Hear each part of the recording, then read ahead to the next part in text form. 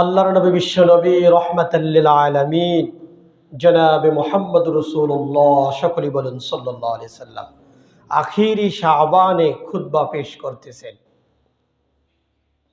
আখিরি শাবানে তিনি খুতবা পেশ করতেছেন এবং সে খুতবায় বলেছিলেন যে, হে উপস্থিত জনতা, হে মানব মণ্ডলী, আল্লাহ পাক আমাদের জন্য একটি পবিত্র মাস দান করেছেন। সুবহানাল্লাহ। আমাদেরকে একটি পবিত্র মাস দান করেছেন, যে মাসটি হলো পবিত্র মাহে রমাদান। এটি এমন একটি মাস, এই মাসে আপনি যা ভালো কাজ করবেন আল্লাহ পাক রব্বে কারীম এর চেয়ে বেশি গুণ দান করেন। সুবহানাল্লাহ। এটি এমন একটি মাস, এই মাসটির নাম হলো রমাদান মাস।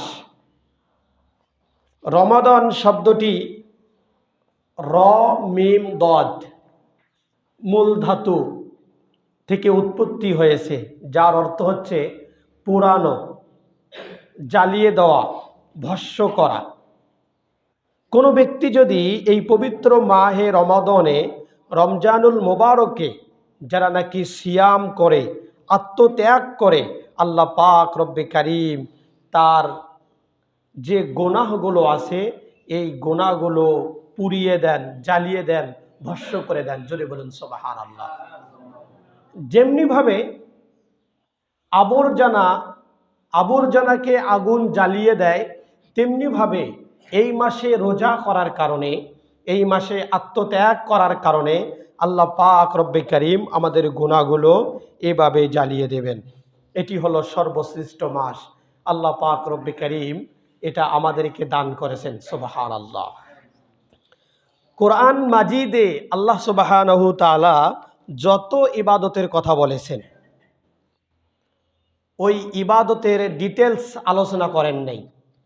আল্লাহ পাক রব্বে কারীম পবিত্র কোরআনে মাজিদে হজের কথা আলোচনা করেছেন, যে কতটুকু অর্থ সম্পদ হলে হজ ফরজ হবে, আপনি হজ কোথায় কখন যাবেন, এবং হজের করতে হলে এই হজের আরকাম আহকাম, আপনি সাফা মারওয়া কতবার সাই করবেন, কতদিন হজ করবেন, সরাসরি পবিত্র কোরআনে মাজিদে এই হজের বিস্তারিত আলোচনা করা হয়নি।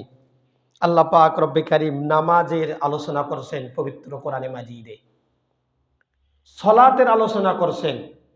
এই সলাত কত ওয়াক্ত, এই ওয়াক্তের কথা এসেছে জোহর, আসর, মাগরিব, ইশা, ফজর, এই ওয়াক্তের কথা এসেছে পবিত্র কোরআনে মাজিদে। আজকের জুমার নামাজ কত রাকাত, এই নামাজ কত রাকাত, এবং সুন্নাত কত রাকাত, ফরজ কত রাকাত, জোহর, আসর, মাগরিব, ইশা এর ওয়াক্তর কথা এসেছে, কিন্তু ইশার নামাজ কত রাকাত এটা বলা হয়নি। এরপরে আমরা জাকাত দেই, জাকাতের কথা পবিত্র কোরআনে মাজিদে বলা হয়েছে। আপনি এরই আমনে কতটুকু জমিনের ফসল হলে, ধান হলে আপনি কতটুকু ওসর দেবেন, জাকাত দেবেন। আপনার কত পরিমাণ অর্থ সম্পদ হলে আপনি অর্থের জাকাত দেবেন। আপনার গাছের ফসল কি পরিমাণ হলে আপনি ফসলের জাকাত দেবেন। আল্লাহ পাক রব্বে কারীম শুধু জাকাতের কথা বলেছেন, এর ডিটেলস আল্লাহ সুবহানাহু ওয়া তাআলা আলোচনা করেন নাই। তাহলে অনেকেই বলবেন যে হুজুর আমরা এগুলো পাইলাম কোথায়? এগুলো পেয়েছি কোরআনের ব্যাখ্যা আল হাদিসে। আল্লাহ রাসূল সাল্লাল্লাহু আলাইহি সাল্লাম বলেছেন, তারাকতু ফীকুম আমরাইন লান তাদিল্লু মা তামাসসাকতুম বিহিমা কিতাবাল্লাহি ওয়া সুন্নাতা ওয়া রাসূলি। আল্লাহ রাসূল সাল্লাল্লাহু আলাইহি সাল্লাম বললেন যে তোমরা যদি দুটা জিনিসকে আঁকড়িয়ে ধরো, একটা হলো কোরআন আর একটা হলো হাদিস, এই তোমরা কোরআন আর হাদিসকে যদি আঁকড়িয়ে ধরো তাহলে তোমরা পথভ্রষ্ট হবে না। সম্মানিত উপস্থিতি, আল্লাহ রাসূল সাল্লাল্লাহু আলাইহি সাল্লাম আমাদেরকে সেই হাদিসে এর বিস্তারিত আলোচনা তিনি দেখিয়েছেন, করিয়েছেন। সমস্ত ইবাদত, যত ইবাদত আছে আমরা সমস্ত ইবাদত করি একমাত্র আল্লাহ সুবহানাহু তাআলার জন্যে। আল্লাহ সুবহানাহু তাআলা পবিত্র কোরআনে মাজিদে যত ইবাদতের কথা বলেছেন, এই ইবাদতের আউটলাইন এবং গাইডলাইন তিনি দেখিয়েছেন কোরআন এবং হাদিসে। একটি মাত্র ইবাদত, এটা সিয়াম, রোজা। আল্লাহ পাক রব্বে কারীম এই রোজার কথা বিস্তারিত একটা রুকুতে ডিটেলস আলোচনা করেছেন। জোরে বলুন সুবহানাল্লাহ। আল্লাহ পাক রব্বে কারীম সিয়াম, রোজা এমনই একটি ইবাদত, এই ইবাদতের কথা আল্লাহ পাক রব্বে কারীম একটি রুকুতে তিনি বিস্তারিত আলোচনা করেছেন। এই রোজা কখন শুরু করবেন, শেষ হবে কখন, এবং রোজা থাকা অবস্থায় আপনার অবস্থা কি হবে ইত্যাদি তিনি আলোচনা করেছেন। সম্মানিত উপস্থিতি, তাহলে এই ইবাদতের গুরুত্ব কম না বেশি? অবশ্যই বেশি। তাহলে আল্লাহ পাক রব্বে কারীম হজ, যাকাত, সালাতের আলোচনা করেছেন এবং এর বিস্তারিত আলোচনা করা হয়েছে হাদিসে। এই জন্য এগুলোর ইবাদতের গুরুত্ব কিন্তু কম নয়, এগুলো ইবাদতেরও গুরুত্ব আছে। কিন্তু আল্লাহ পাক রব্বে কারীম সিয়ামটাকে খাস করেছেন। খাস কেন করলেন এরও ব্যাখ্যা আছে। তো আসুন আমরা সামনে যাই। আল্লাহ পাক রব্বে কারীম পবিত্র কোরআনে মাজিদে সূরাতুল বাকারার 183 নম্বর আয়াতের মধ্যে বলতেছেন, ইয়া আইয়ুহাল্লাযীনা আমানু কুতিবা আলাইকুমুস সিয়ামু কামা কুতিবা আলাল্লাযীনা মিন ক্বাবলিকুম লাআল্লাকুম তাত্তাকুন।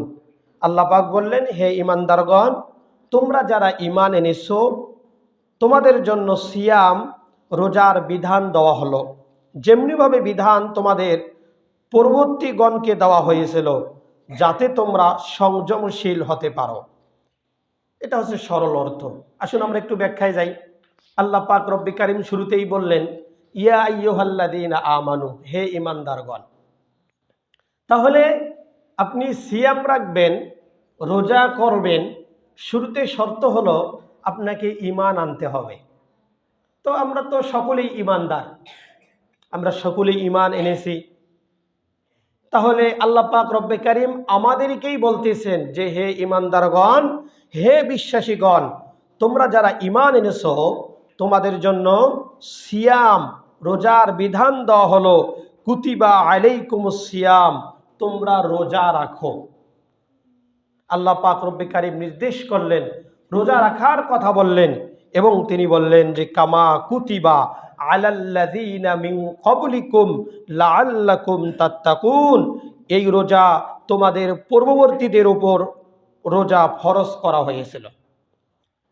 তাহলে এই রোজা শুধু আমাদের জন্য ফরজ এমনটা নয়, আমাদের পূর্বপুরুষ হযরত আদম আলা নবিয়্যিনা আলাইহিস সালাম থেকে নিয়ে আমাদের নবী হযরতে মুহাম্মদ রাসূলুল্লাহ সাল্লাল্লাহু আলাইহি সাল্লাম পর্যন্ত যত নবী রাসূল পৃথিবীতে ছিলেন, সবাই আমাদের উত্তরসূরি, আমাদের পূর্বপুরুষ, তারা রোজা রেখেছিলেন। কিন্তু এই 30টি রোজা নয়, একক নবীর উপর আল্লাহ তাআলা এক রোজা করেছিলেন। কোন নবী মাসে 3 দিন রাখতেন, ওর 2টা রোজা ছিল, কারো ওপর 3টা রোজা ছিল, ইত্যাদি ভাবেই ছিল। বর্ণনায় পাওয়া যায় যে হযরতে আদম আলাইহিস সালাম ওই যে জান্নাতে আল্লাহ পাক রব্বে কারীম বললেন যে হাযিহিস শাজারা, তোমরা ওই গাছটির নিকট যাইও না। এই যে একটা ত্যাগ, ইতিহাসে পাওয়া যাচ্ছে যে এটাও একটা রোজা ছিল। আল্লাহ পাক নিষেধ করলেন যে তোমরা ওখানে যাইও না, এটাও একটা রোজা ছিল।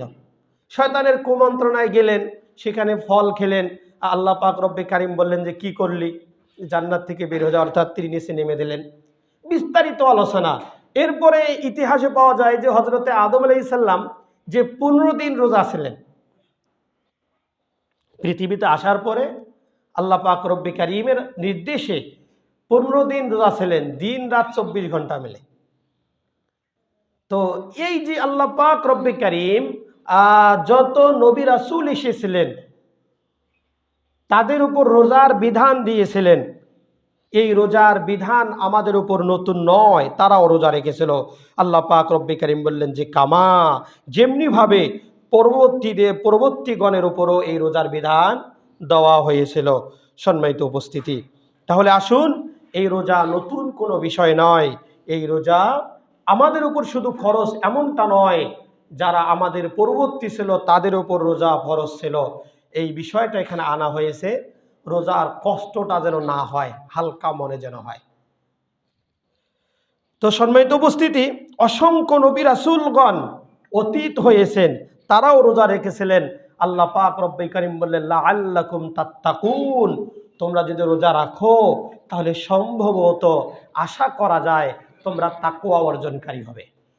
কি অর্জনকারী হবে? তাকওয়া অর্জনকারী হবে, আল্লাহ ভীতি অর্জন হবে। সম্মানিত উপস্থিতি, রোজার ফরজ কয়টি? তিনটি। রোজার ফরজ কয়টি?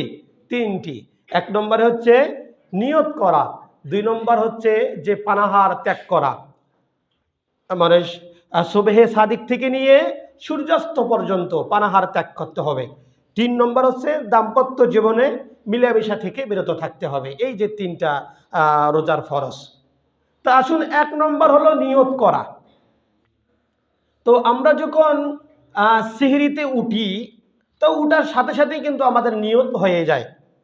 আল্লাহ রাসূল সাল্লাল্লাহু আলাইহি সাল্লাম বলেছেন, তাসাহহারু ফা ইন্নাস সাহুরি বারাকা, তোমরা সিহরি খাও, সিহরির মধ্যে বারাকা রয়েছে। আমরা সিহরি খাই কিসের জন্য? বারাকার জন্য। এরকম তো নিয়ত নাই যে যদি সিহরি না খাই তাহলে সারাদিন কিভাবে রোজা থাকবো, এই যে মাঠে কাজ কাম করতে হয়, হাট বাজার যেতে হয় ইত্যাদি। এরকম নিয়ত আছে নাকি আমাদের? এরকম নিয়ত ত্যাগ করতে হবে। নিয়তটা কি? যে বরাকাতের উদ্দেশ্যে আমরা রোজা বা সিহরি খাই।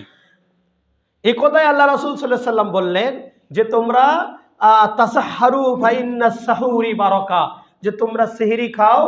নিয়তটা হলো, উদ্দেশ্য হলো যে সিহরি খেলে আল্লাহ পাক রব্বে কারীম বরকত দান করেন।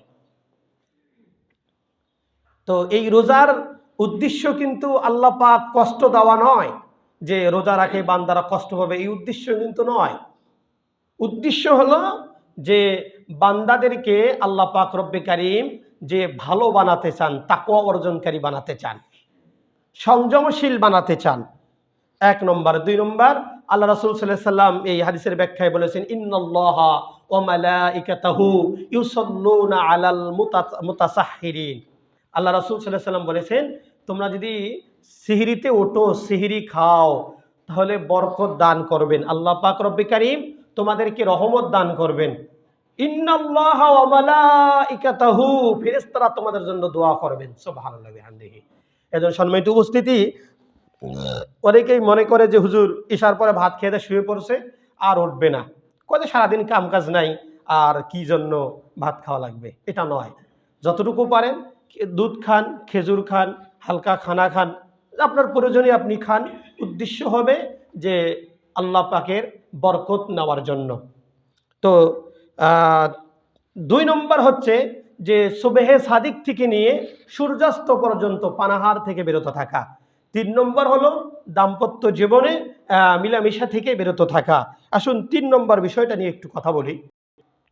এটা হলো যে আমরা, আমাদের মধ্যে অনেকেই আছে যে দাম্পত্য জীবন নাই, বা অনেকের আছে যারা ব্যস্ত জীবন, তাদের কিন্তু এই পবিত্র মাহে রমাদানে গুনাহ কম হয়। যারা ব্যবসা বাণিজ্য করে, চাকরি করেন, সারারা স্কুলে গেলেন, যারা ব্যবসা বাণিজ্য করেন, ব্যবসার মধ্যে সময় কাটাচ্ছেন, যাদের ব্যবসা বাণিজ্য নাই, সেরকম কাজকাম নাই, মানে বসে আছে, বসে থাকে, এদের কিন্তু গুনাহ বেশি হয়। গুনাহ কিভাবে বেশি হয়? এরা কিন্তু ওই যে সংযম থাকতে পারে না, সময় কাটতেছে না, বলতেছে মোবাইলটা লাগাও, একটা মুভি দেখি, আবার অনেকেই বলতেছে না নাটক দেখি ইত্যাদি, বা অনেকের দোকানের সামনে টিভি ছেড়ে দিয়ে মুভি ছাড়ছে, ছবি দেখতেছে। আসলে আপনি রোজার উদ্দেশ্য কি? রোজার উদ্দেশ্য কিন্তু এটা নয়। রোজার উদ্দেশ্য হলো যে আপনার কানের দ্বারা যত গুনাহ হতে পারে, চোখের দ্বারা যত গুনাহ হতে পারে, মুখের দ্বারা যত গুনাহ হতে পারে, শরীরের অঙ্গ প্রত্যঙ্গের দ্বারা যত গুনাহ হতে পারে, সমস্ত গুনাহ থেকে আপনাকে বিরত থাকা। রোজার উদ্দেশ্য হলো এটা। রোজার উদ্দেশ্য এটা নয় যে আপনি রোজা আছেন, রোজা থাকার পরে টাইম পাস করার জন্য, সময় কাটার জন্য আপনি একটি মুভি দেখতেছেন।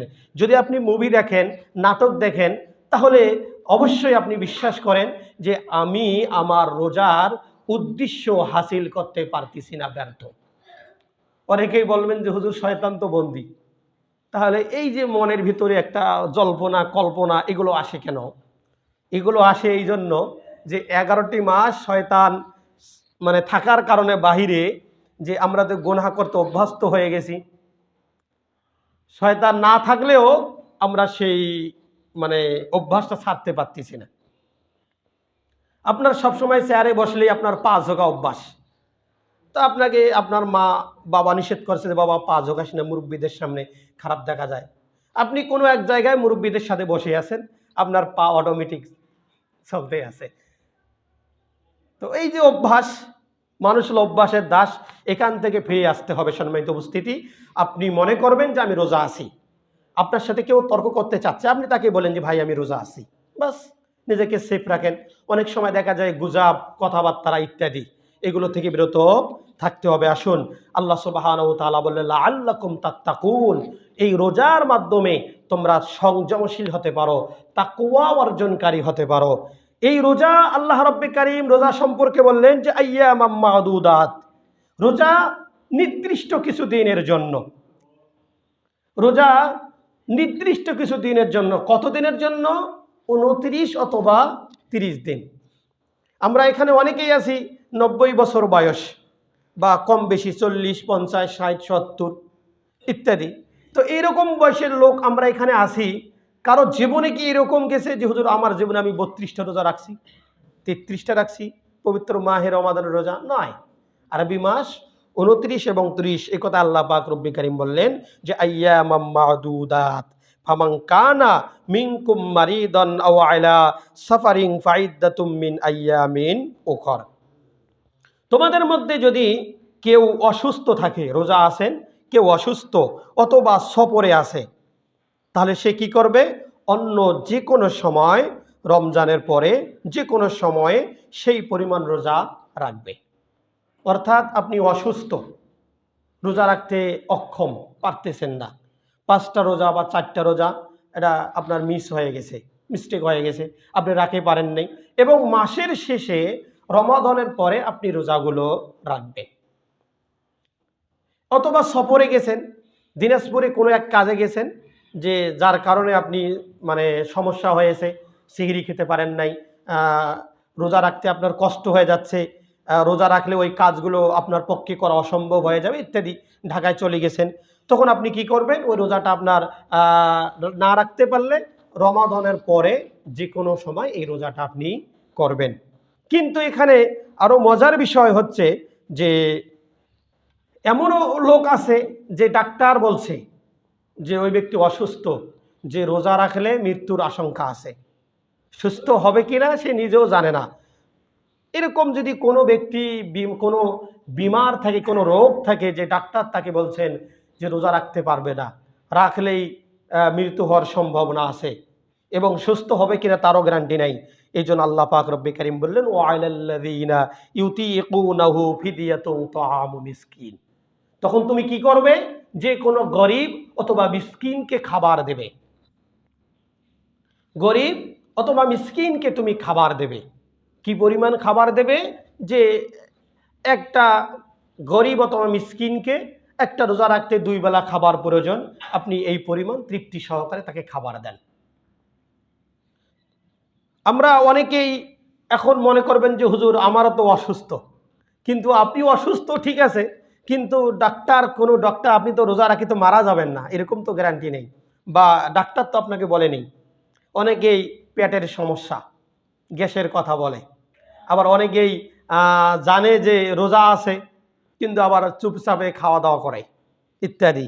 সম্মানিত উপস্থিতি, আসুন আমরা এই বিষয়গুলোর সামনে যাচ্ছি। তো আল্লাহ পাক রব্বে কারীম বললেন ওয়াইলাল্লাযীনা ইউতীকুনাহু ফিদিয়াতুন তাআমু মিসকিন, যে তোমরা কি করবে?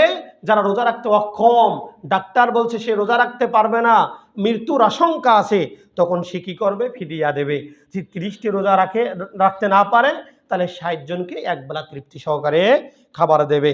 ফামাং তাতাওয়া খৈরং ফাহুয়া খৈরুল্লাহ, আর যে ব্যক্তি নিজের খুশিতে সৎ কাজ করবে তার পক্ষে এটা উত্তম হবে। যদি সে রোজা রাখতে পারে এটা তার জন্য উত্তম হবে। ওয়াং তাসুমু খায়রুল লাকুম ইন কুনতুম তা'লামুন, যদি সে বোঝে তার জন্য এটা কি হবে, এটা তার জন্য ভালো এবং তার জন্য উত্তম। ওয়াং তাসুমু খায়রুল লাকুম, আর সে অবস্থায় সিয়াম পালন করা হচ্ছে উত্তম। চেষ্টা করবে লাআল্লাকুম তাত্তাকুন, যদি তোমরা বুঝো। এরপর আল্লাহ রাব্বে কারীম ৮৫ নম্বর আয়াতের মধ্যে বলতেছেন, শাহরু রমাদান আল্লাযী উনজিলা ফীহিল কোরআন। শাহরু রমাদান আল্লাযী, রমাদান মাস, শাহরু রমাদান, এটি হলো রমাদান মাস। শাহরু রমাদান আল্লাযী উনজিলা ফীহিল কোরআন, যে মাসে কোরআন নাজিল করা হয়েছে। এই মাসে কি নাজিল করা হয়েছে? কোরআন নাজিল করা হয়েছে। এটি হলো কোরআন নাজিলের মাস। এই মাসের গুরুত্ব, এই মাসের মর্যাদা বেশি হওয়ার একমাত্র কারণ যে পবিত্র মাসে, এই মাসে কোরআন নাজিল হয়েছে। আবার এই মাসের একটা রাত আছে যে রাতে কোরআন নাজিল হয়েছে। এই রাতটির নাম হলো লাইলাতুল কদরি খায়রুম মিন আলফি শাহর, ইন্না আনজালনাহু ফি লাইলাতুল কদর। এটি এমন একটি রাত্রি, কোনো ব্যক্তি যদি এই রাত জাগে তাহলে 1000 মাস ইবাদত করলে যে সওয়াব, সেই সওয়াব দান করবেন। সুবহানাল্লাহি ওয়া বিহামদিহি। 1000 মাস হিসাব করলে 83 বছর 4 মাস হয়। তো আল্লাহ পাক রব্বে কারীম এর চেয়েও বেশি সওয়াব দান করবেন। সুবহানাল্লাহি ওয়া বিহামদিহি। তাহলে আসুন, আল্লাহ পাক রব্বে কারীম বললেন এই মাসে কোরআন নাজিল করা হয়েছে হুদাল্লিন নাস, মানব জাতির পথ নির্দেশিকা হিসাবে, মানব জাতির হিদায়তের জন্য। হুদাল্লিন নাস ওয়াবাইয়িনাতিম মিনাল হুদা ওয়াল ফুরকান, মানব জাতির জন্য আইন কানুন, মানব জাতির জন্য নিয়ম পদ্ধতি এর ভিতরে বর্ণিত রয়েছে। আল্লাহ পাক রব্বে কারীম বললেন যে আপনার যা প্রয়োজন এই দুনিয়াতে সমস্ত কিছু আল্লাহ পাক রব্বে কারীম এই হেদায়ত, এই পবিত্র কোরআনে মাজিদে আল্লাহ পাক রব্বে কারীম দিয়েছেন। ওয়াবাইয়িনাতিম মিনাল হুদা ওয়াল ফুরকান, এবং এই কোরআন হলো সত্য মিথ্যার পার্থক্যকারী। দুনিয়াতে হেদায়তের জন্য যত আইন কানুন পথ পদ্ধতি আল্লাহ পাক রব্বে কারীম এই কোরআনের মধ্যে দিয়েছেন। আলহামদুলিল্লাহ রাব্বিল আলামিন। এটি এমন একটি কমপ্লিট কোড অফ লাইফ যে আপনার জীবনে এমন কিছু বিষয় নাই, একের জন্ম থেকে নিয়ে মৃত্যু পর্যন্ত আপনি পাবেন না, আল্লাহ পাক রব্বে কারীম এই কোরআনে দিয়েছেন। তিনি আরো বলেন, ফামান কানা মিনকুম মারিদান আও আলা সাফারিন ফাইদ্দাতুম মিন আইয়ামিন উখর। আল্লাহ পাক রব্বে কারীম বলেন এই মাস তোমরা যারা পেয়েছো তোমাদের উচিত হলো রোজা রাখা। এই মাস যারা আমরা পেয়েছি ফালিয়াসুম, তাদের উচিত হচ্ছে রোজা রাখা। আমরা অনেকেই এই রোজা রাখি না। সম্মানিত উপস্থিতি, আগামীতে আমরা এই মাস পাবো কিনা এর কোনো গ্যারান্টি নাই। এই জন্য এই মাসে কখনো আমাদেরকে হেলা খেলায় এই মাস কাটানো যাবে না। আল্লাহ পাক রব্বি কারীম বলে, ওমান কানা মারিদন, একই কথা যে তোমাদের মধ্যে যদি কেউ অসুস্থ হয়, আও আলা সাফারিন, যদি সফরে থাকে, অসুস্থ এবং সফর দুইটা জিনিস, ফাইদ্দাতুম মিন আইয়ামিন উখর, সে অন্য সময় রোজা রাখবে। ওয়ালা ইউরিদুল্লাহু বিকুমুল ইসর, আল্লাহ তাআলা তোমাদের নিকট থেকে সহজতা চান। আল্লাহ তাআলা তোমাদের জন্য এটা সহজ করে দিয়েছেন, কঠিন নয়। ওয়ালা ইউরিদু বিকুমুল উসর, তোমাদের সাথে আল্লাহ তাআলা কঠোরতা আরোপ করতে চান না, তোমাদের কষ্ট হোক এটা চান না। তোমরা যখন 29 অথবা 30টা রোজা রাখবে, এরপর আল্লাহ পাক রব্বে কারীম বলেন ওলিতুকাব্বিরুল্লাহ, তোমরা তাকবীর পাঠ করো। আমরা যখন চাঁদ দেখতে পাই, চাঁদ, তখন তাকবীর বলি। কি তাকবীর? আল্লাহু আকবার, আল্লাহু আকবার, লা ইলাহা ইল্লাল্লাহু, আল্লাহু আকবার, আল্লাহু লিল্লাহিল হামদ। পাক রব্বুল কথাই বললেন যে তোমরা যখন রোজা পূর্ণ করবে, 30 অথবা 30টা রোজা চাঁদ পারবে, তখন তোমাদের হলো ওলিতুকাব্বিরুল্লাহ, তোমরা আল্লাহর প্রশংসা করো, তার মহত্ব প্রকাশ করো। ওলিতুকাব্বিরুল্লাহ আলা মা হাদাকুম, যে কারণ তোমাদেরকে আল্লাহ পাক রব্বে কারীম পূর্ণাঙ্গ পথ দেখিয়েছেন।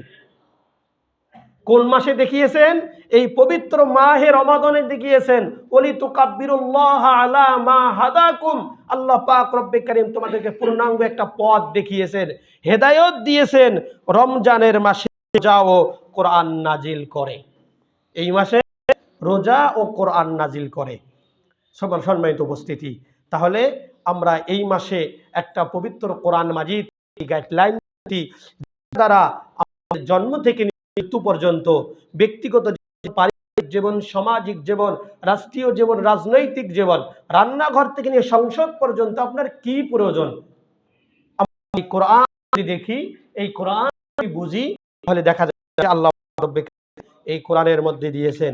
এজন্য সম্মানিত আল্লাহ পাক রব্বুল কারীম বলেন লাআল্লাকুম তাশকুরুন, তোমাদের উচিত হলো আল্লাহর মহিমান্বিত প্রকাশ করা, কৃতজ্ঞতা প্রকাশ করা। এই জন্য আমরা কৃতজ্ঞতা কিসের মাধ্যমে প্রকাশ করব? রোজার মাধ্যমে, তাকওয়া অর্জনকারীর মাধ্যমে। সম্মানিত উপস্থিতি, হয় আমরা ওই যে চাকরি, বিভিন্ন চাকরির জন্য আমাদের চাকরিতে জয়েন করার আগে একটা প্রশিক্ষণের ব্যবস্থা থাকে। তো তেমনি ভাবে আমরা একজন মুমিন, এই পবিত্র মাহে রমাজানে আল্লাহ পাক রব্বে কারীম যেন আমাদের জন্য একটা প্রশিক্ষণের ব্যবস্থা করলেন, যে আমরা গুনাহ থেকে কিভাবে বাঁচতে পারি। তো আমরা সকলেই যেহেতু সুশিক্ষিত মানুষ, আমরা চেষ্টা করব মোবাইল ফোন থেকে দূরে থাকার জন্য, টিভি থেকে দূরে থাকার জন্য, এবং আমরা এই মাসটাকে প্র্যাকটিস করি গুনাহ থেকে বাঁচার জন্য। আল্লাহ পাক রব্বে কারীম আমাদের সকলকে বুঝার তৌফিক দান করুন। সকলে আল্লাহুম্মা আমিন। ওয়া আখিরু দাওয়ানা আনিল হামদুলিল্লাহি রাব্বিল আলামিন। আসসালামু আলাইকুম ওয়া রাহমাতুল্লাহ।